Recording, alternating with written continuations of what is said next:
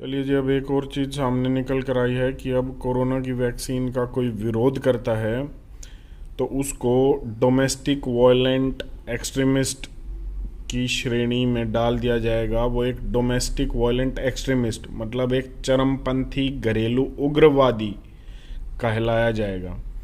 अब ये United states of America के department of homeland security DHS ने कहा है, और उन्होंने अब एक नेशनल टेररिज्म एडवाइजरी सिस्टम का बुलेटिन निकाला है जिसमें ये बात कही गई है कि अगर कोई भी अमेरिकन सवाल उठाता है या फिर चैलेंज करता है कोविड के शॉट्स को, उसकी वैक्सीन की शॉट्स को, तो वो एक चरमपंथ उग्रवादी की श्रेणी में आएगा।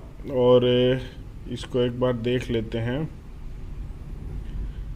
ये DHS labels those questioning Covid shot domestic violent extremist. अब देख लो जी, अब इससे ज़्यादा क्या होगा। मतलब यहाँ पर जैसे भारत देश में कोई अगर गायें काट कर खाता है तो वो उसका अधिकार है खाने का, लेकिन अगर कोई गाय पालता है तो वो गाय पालना या गाय की रक्षा करना अधिकार नहीं होता, वो गोरक्षक एक गुंडा होता है। अब उसी तरीके से जो कोरोना की वैक्सीन अगर कोई लगवा रहा है तो वो अधिकार हो गया है, और अगर कोई उसका विरोध कर रहा है तो वो उग्रवादी हो गया है, गुंडा हो गया है। ये जैसा मैंने कहा, डिपार्टमेंट ऑफ होमलैंड सिक्योरिटी ने ये एडवाइजरी ये जारी किया है। और इसके बाद आप ये देखिए, ये नीचे NTAS बुलेटिन ने कहा है कि these threat include posed by domestic terrorist individual and groups engaged in grievance based violence. इन सब चीज़ों में ये जो है डोमेस्टिक टेररिस्ट की श्रेणी में आएंगे, घरेलू उग्रवादी इनको कहा जाएगा। और according to Biden administration the imposed COVID shot mandate are only perceived government restrictions instead of actual violation of federal law. ये अमेरिका के राष्ट्रपति की एडमिनिस्ट्रेशन ने कहा है कि ये मैंडेटरी होंगे। अब इसमें प्रॉब्लम ये है कि ये जो वैक्सीन्स हैं, जितने भी वैक्सीन्स हैं, ये आप देख लीजिए, फाइज़र की है, BioNTech, Moderna, Johnson and Johnson.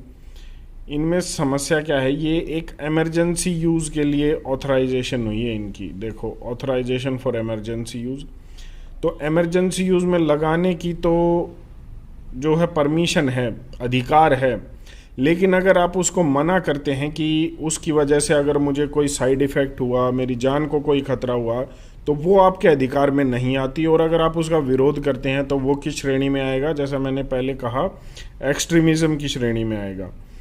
और अब एक बार यहाँ भी देख लेते हैं कि ये एक और जानकारी मैं देना चाहता था कि अभी तक अमेरिका में कितने एडवर्स इवेंट्स हुए हैं, मतलब कितने लोगों को जो है साइड इफ़ेक्ट्स हुए हैं वैक्सीन लगने के कारण। एयरलाइन वर्कर, फेडरल वर्कर, इन सबको जो है वैक्सीन लगाई गई है, और ये एक फोर्स्ड मेडिकल ट्रीटमेंट की श्रेणी में भी आता है। चलिए, उसके बाद ये देखिए, 5,71,830 एडवर्स इवेंट्स हुए हैं, इंक्लूडिंग 12,790, लगभग 13,000 मौतें एज ऑफ 6 अगस्त तक। और एक ये वेयर्स का डाटा है, ये जो मैंने अभी आपको डेटा बताया है कि लगभग 12,791 लोगों की मौत हुई है।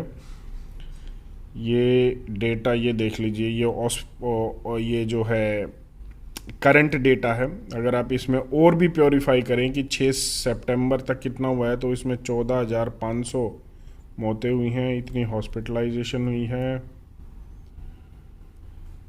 वियर्स का जो मैंने बताया था कि ये एक वियर्स का डाटा है। वियर्स होता है vaccine adverse events reporting system, मतलब वैक्सीन किसी व्यक्ति को लगी है तो उसको क्या एडवर्स इवेंट्स हुए हैं, क्या साइड इफ़ेक्ट्स हुए हैं।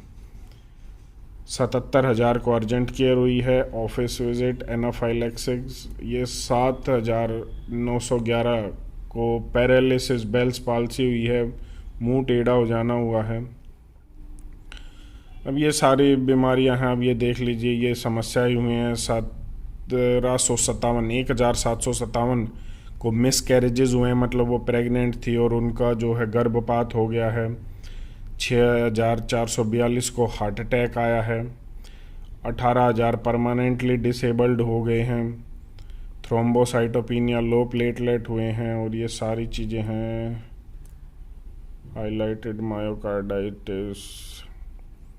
अब ये सारी चीज़ें हैं, अगर इतने व्यक्तियों की ज़िंदगी से अगर ये खेला गया है, अगर उनको समस्या हुई है, तो उनकी आवाज़ कहीं नहीं उठाई जाएगी। लेकिन अगर इसका विरोध आप करते हैं कि मैं नहीं लगवाना चाहता हूँ, सरकार मुझसे कोई गाइड जो है एक कंसेंट ले ले कि मैं उसके लिए रिस्पॉन्सिबल होऊंगा, तो वो आप नहीं कर सकते हैं, क्योंकि अब ये एक वॉयलेंट एक्सट्रीमिस्ट की श्रेणी में आएगा। चलिए आगे देखते हैं और क्या होगा। आप इस पर अपनी क्या राय रखते हैं, एक बार कमेंट करके ज़रूर बता दीजिएगा। धन्यवाद। जय हिंद।